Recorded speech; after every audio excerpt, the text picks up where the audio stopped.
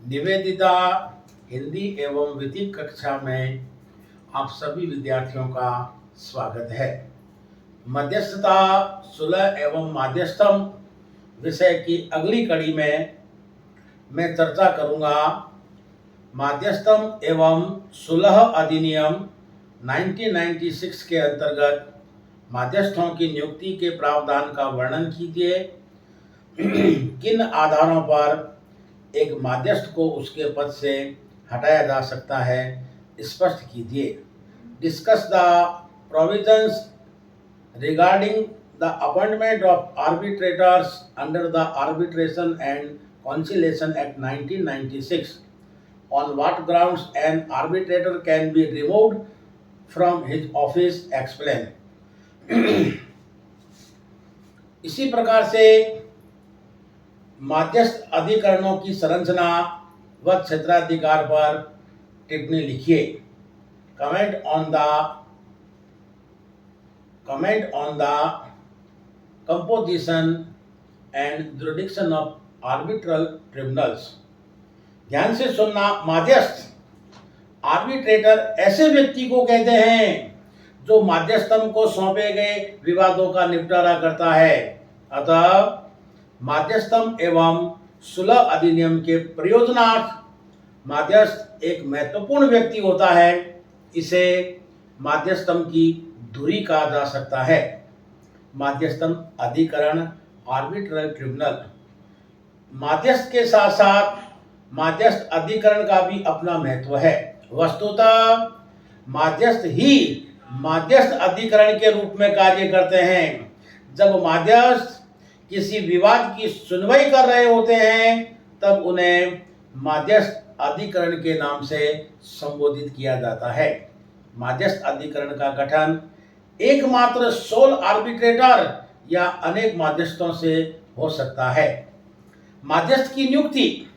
माध्यस्थ एवं सुलह अधिनियम 1996 की धारा 11 में माध्यस्थ की नियुक्ति के बारे में प्रावधान किया गया है। माध्यस्थ की नियुक्ति विवाद के पक्षकारों द्वारा की जाती है। विवाद के पक्षकार किसी भी व्यक्ति को माध्यस्थ नियुक्त कर सकते हैं। यहाँ तक कि एक विदेशी भी माध्यस्थ हो सकता है, बशर्ते कि कोई अन्यथा करार न हो।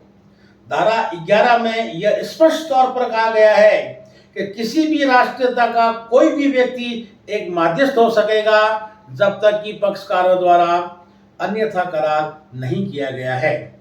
माध्यस्थ कितनी संख्या में हो सकते हैं, लेकिन आवश्यक यह है कि यह संख्या सम संख्या नहीं हो। माध्यस्थ की नियुक्ति के बारे में विवाद के पक्षकारों द्वारा करार किया जा सकता है।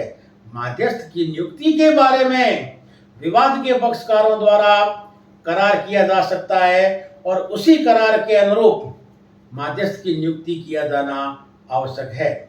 यदि पक्षकारों के बीच में करार है तो ठीक है, उसी के अनुसार नियुक्ति हो जाएगी। लेकिन यदि पक्षकारों के बीच में ऐसा कोई करार नहीं है तो 3 माध्यस्थों की नियुक्ति किया जाना सुनिश्चित है। धारा 11 के अनुसार प्रत्येक पक्षकार द्वारा एक माध्यस्थ की नियुक्ति की जाएगी तथा ऐसे नियुक्त किए गए 2 माध्यस्थों द्वारा तीसरे माध्यस्थ को नियुक्त किया जाएगा जो पीठासीन माध्यस्थ के रूप में जो है कार्य करेगा। यानी विवाद के दोनों पक्षकार है, अपना अपना एक व्यक्ति नियुक्त कर देंगे। विवाद के दोनों पक्षकारों द्वारा नियुक्त एक व्यक्ति है, वो दोनों मिलकर तीसरे व्यक्ति को जो है नियुक्त किया करेंगे जो पीठासीन माध्यस्थ के रूप में कार्य करेगा।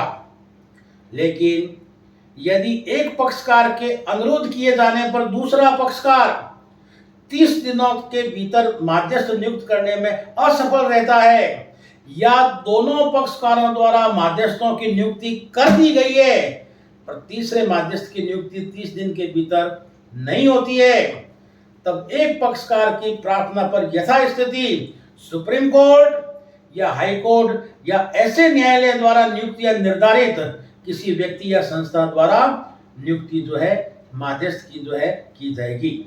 यहाँ ये उल्लेखनीय है कि किसी अंतरराष्ट्रीय कॉमर्शियल माध्यस्थम की दशा में उच्चतम न्यायालय द्वारा निर्धारित या नियुक्त मध्यस्थम संस्था द्वारा या उससे भिन्न किसी अन्य मध्यस्थम की दशा में उच्च न्यायालय द्वारा नियुक्त मध्यस्थम संस्था द्वारा की जाएगी। बड़ी ही विशेष बात है, आपने देखी। किसी मध्यस्थ की नियुक्ति करने से पूर्व यथास्थिति सुप्रीम कोर्ट या हाई कोर्ट या ऐसे न्यायालय द्वारा नियुक्त व्यक्ति या संस्था द्वारा व्यक्ति की योग्यता, स्वतंत्रता और निष्पक्षता से कार्य करने की क्षमता आदि का ध्यान रखा जाएगा। नीरज कुमार वोरा वर्सेस भारत संघ के मामले में कलकत्ता हाई कोर्ट द्वारा यह भी निर्धारित किया गया कि मध्यस्थ की नियुक्ति मुख्य न्यायाधीश द्वारा किए जाने पर भी उसका करार के अनुसार होना जरूरी है।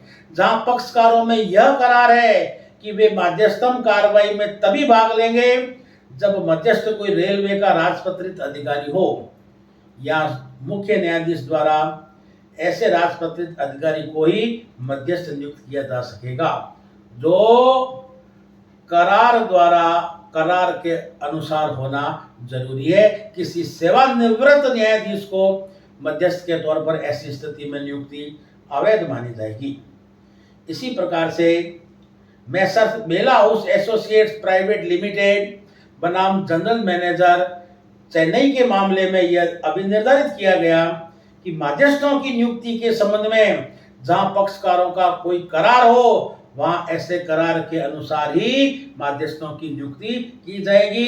न्यायालय द्वारा ऐसे मामलों में अपनी ओर से मध्यस्थ की नियुक्ति नहीं की जा सकती। न्यूकन इंडिया प्राइवेट लिमिटेड बनाम दिल्ली विद्युत बोर्ड। न्यूकन इंडिया प्राइवेट लिमिटेड बनाम दिल्ली विद्युत बोर्ड के मामले में यह अभी निर्धारित किया कि यदि एक पक्षकार के अनुरोध पर दूसरे पक्षकार द्वारा 30 दिन के भीतर मध्यस्थ की नियुक्ति नहीं की जाती है तो इससे मध्यस्थ नियुक्त करने का उसका अधिकार समाप्त नहीं हो जाता।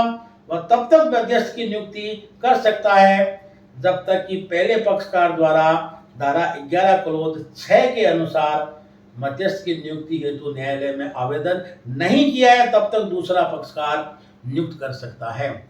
लेकिन मध्यस्थ की नियुक्ति बाबत सूचना मिलने के बाद भी पक्षकार द्वारा मध्यस्थ की नियुक्ति नहीं की जाती है तो नियुक्त न्यायाधीश द्वारा मध्यस्थ की नियुक्ति कर दी जाती है। ऐसी स्थिति में पक्षकार का मध्यस्थ की नियुक्ति करने का अधिकार समाप्त हो जाता है। इस प्रकार आपने देखा कि मध्यस्थ की नियुक्ति और विभिन्न न्यायिक निर्णयों से हमने इसे समझा। अब है मध्यस्थ अधिकरणों का क्षेत्राधिकार। मध्यस्थम एवं सुलह अधिनियम 1996 1996 की धारा 16 और 17 में मध्यस्थ अधिकरणों के जुरिडिक्शन क्षेत्राधिकार के बारे में प्रावधान किया गया है। हालांकि यह आप और हमें सभी को पता है कि मध्यस्थ अधिकरण की शक्तियां सीमित है। वह उसे किए गए संदर्भ से परे जाकर कोई निर्देश नहीं दे सकता। जो करार में शर्तें जो तय है उससे वो बाहर नहीं जा सकता।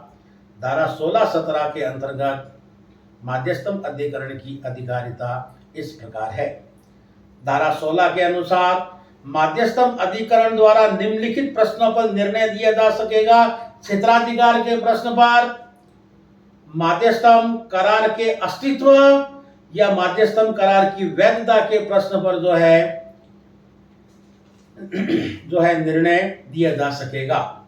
धारा 16 में बताया गया है कि मध्यस्थम अधिकरण क्षेत्राधिकार के संबंध में आपत्ति लिखित कथन, प्रतिरक्षा का कथन प्रस्तुत करने से पूर्व की जा सकेगी। नंबर 3, यदि कोई पक्षकार यह पाता है कि मध्यस्थ अधिकरण द्वारा सीमा से परे जाकर कार्य किया जा रहा है तो इस संबंध में आपत्ति मध्यस्थम कार्रवाई के दौरान यथाशीघ्र की जाएगी। मध्यस्थ अधिकरण द्वारा ऐसी आपत्ति का निपटारा किया जाएगा। इसी प्रकार धारा 16 में यह कहा गया है कि मध्यस्थ अधिकरण द्वारा क्षेत्राधिकार संबंधी आपत्ति को निरस्त या अस्वीकृत किया जा सकेगा और ऐसी स्थिति में मध्यस्थम कार्रवाई को जारी रखते हुए पंचाट निर्मित करेगा। तो आपने देखा धारा 16 में मध्यस्थम अधिकरणों का क्षेत्राधिकार, नंबर 1 मध्यस्थम अधिकरण क्षेत्राधिकार के प्रश्न पर मध्यस्थम करार के अस्तित्व एवं वैधता से संबंधित प्रश्न पर निर्णय दे सकेगा। धारा 16 के प्रावधानों के अनुसार नंबर 2 मध्यस्थम अधिकरण क्षेत्राधिकार के संबंध में आपत्ति लिखित कथन प्रस्तुत करने से पूर्व की जा सकेगी। इसी प्रकार से नंबर 3 यदि कोई पक्षकार यह पाता है कि मध्यस्थम अधिकरण द्वारा सीमा से परे जाकर कार्य किया जा रहा है तो इस संबंध में आपत्ति मध्यस्थम कार्रवाई के दौरान यथाशीघ्र की जाएगी। मध्यस्थम अधिकरण द्वारा ऐसी आपत्ति का निपटारा किया जाएगा तथा धारा 16 में यह कहा गया है कि मध्यस्थ अधिकरण द्वारा क्षेत्राधिकार संबंधी आपत्ति को निरस्त या अस्वीकृत किया जा सकेगा और ऐसी स्थिति में मध्यस्थम कार्रवाई को जारी रखते हुए पंचाट निर्मित कर दिया जाएगा। इसी प्रकार नंबर 5 अधिनियम की धारा 17 क्लोज 1 के अनुसार कोई पक्षकार मध्यस्थम की कार्रवाई के दौरान मध्यस्थम अधिकरण को मध्यस्थम नंबर 1 देखिए, दोबारा सुनना नंबर 5 अधिनियम की धारा 17 क्लोज 1 के अनुसार कोई पक्षकार मध्यस्थम की कार्रवाइयों के दौरान मध्यस्थम अधिकरण को नंबर 1 मध्यस्थम की कार्रवाइयों के प्रायोजनों के लिए किसी अवयस्क या विकृतित व्यक्ति के संरक्षण की नियुक्ति के लिए आवेदन कर सकेगा। नंबर 2 किसी ऐसे माल को जो मध्यस्थम करार की विषय वस्तु है परिरक्षण, अंतरिम अभिरक्षा या विक्रय के लिए आवेदन कर सकेगा। नंबर 3 मध्यस्थम में विवादित रकम प्रतिभूत करने के लिए, सिक्योर करने के लिए आवेदन कर सकेगा। अंतरिम व्यादेश या रिसीवर की नियुक्ति के लिए आवेदन कर सकेगा। लेकिन ऐसा अंतरिम आदेश केवल मध्यस्थम करार के पक्षकारों के लिए ही दिया जा सकेगा, अन्य पक्षकारों के लिए नहीं। MD army housing welfare organisation बनाम सुमंगल सर्विसेज प्राइवेट लिमिटेड के मामले में यह बात कही गई। अब हम देखेंगे मध्यस्थ की नियुक्ति को चुनौती। मध्यस्थम एवं सुलह अधिनियम 1996 की धारा 12 क्लोज 3 में उन आधारों का उल्लेख किया गया है जिन पर किसी मध्यस्थ की नियुक्ति को चुनौती दी जा सकती है। ये आधार निम्नलिखित है। नंबर 1 जहां ऐसी परिस्थितियां विद्यमान हो जो मध्यस्थ की स्वतंत्रता या निष्पक्षता पर युक्त संदेह उत्पन्न करती है तो मध्यस्थ की नियुक्ति को चुनौती दी जा सकेगी। नंबर 2 जहां मध्यस्थ पक्षकारों द्वारा निर्धारित योग्यता नहीं रखता है तो ऐसी स्थिति में उपरोक्त आधारों पर किसी मध्यस्थ की नियुक्ति को चुनौती दी जा सकती है, अन्य आधारों पर नहीं। ध्यान से समझना। अमरचंद बनाम अंबिका जूट मिल्स के मामले में सुप्रीम कोर्ट ने यह निर्धारित किया कि मध्यस्थ की नियुक्ति को चुनौती देने की अनुमति केवल तभी दी जा सकती है जब वह न्याय के लिए आवश्यक हो। केवल उपरोक्त चुनौती की स्वतंत्रता और निष्पक्षता या निर्धारित योग्यता नहीं रखता है, ऐसा बहाना बनाकर कोई पक्षकार मध्यस्थ के प्राधिकार की बाध्यता से बच नहीं सकता। मध्यस्थ की निष्पक्षता पर केवल संदेह होना मात्र पर्याप्त नहीं है, इसे साबित किया जाना भी जरूरी है। तो मध्यस्थ की नियुक्ति को चुनौती धारा 12 क्लोज 3 यदि मध्यस्थ की स्वतंत्रता या निष्पक्षता पर युक्त संदेह है या मध्यस्थ पक्षकारों द्वारा जहां मध्यस्थ पक्षकारों द्वारा निर्धारित योग्यता नहीं रखता है तो ऐसे मध्यस्थ यदि वास्तव में निर्धारित योग्यता नहीं रखता है तो धारा 12 क्लोज 3 में जो ये आधार दिए गए इन आधारों पर मध्यस्थ की नियुक्ति को चुनौती दी जा सकती है। अब है चुनौती की प्रक्रिया। मध्यस्थ एवं सुलह अधिनियम 1996 की धारा 13 में मध्यस्थ की नियुक्ति को चुनौती देने की प्रक्रिया का उल्लेख किया गया है। ऐसी प्रक्रिया बाबत पक्षकारों द्वारा करार किया जा सकता है। जो व्यक्ति माध्यस्थम की नियुक्ति को चुनौती देना चाहता है वह माध्यस्थम अधिकरण के गठन की जानकारी होने के 15 दिनों के भीतर भीतर प्रक्रिया को चुनौती दे सकता है। माध्यस्थम अधिकरण के गठन की जानकारी होने के बाद 15 दिनों के भीतर भीतर अथवा धारा 12 क्लोज 3 में वर्णित परिस्थितियों की जानकारी। तो 12 क्लोज 3 क्या कहता है कि जहां ऐसी परिस्थितियां विद्यमान है जो माध्यस्थ की स्वतंत्रता या निष्पक्षता पर युक्तियुक्त संदेह उत्पन्न करती है, या जहां माध्यस्थ पक्षकारों द्वारा निर्धारित योग्यता नहीं रखता है, तो अधिनियम की धारा 13 के अनुसार माध्यस्थम की नियुक्ति को चुनौती दी जा सकती है। माध्यस्थम अधिकरण की चुनौती देने के लिए कारणों का एक लिखित पत्र जारी किया जाएगा। माध्यस्थम अधिकरण द्वारा ऐसी चुनौती पर विचार किया जाकर उस पर निर्णय दिया जाएगा, और यदि चुनौती अस्वीकार की जाती है तो माध्यस्थम कार्रवाई चालू रखते हुए पंचाट दिया जाएगा। तो आपने देखा इस प्रश्न में कि माध्यस्थम अधिकरणों की संरचना और क्षेत्राधिकार और माध्यस्थ की नियुक्ति को चुनौती देने वाली प्रक्रिया को हमने समझा आदि आदि।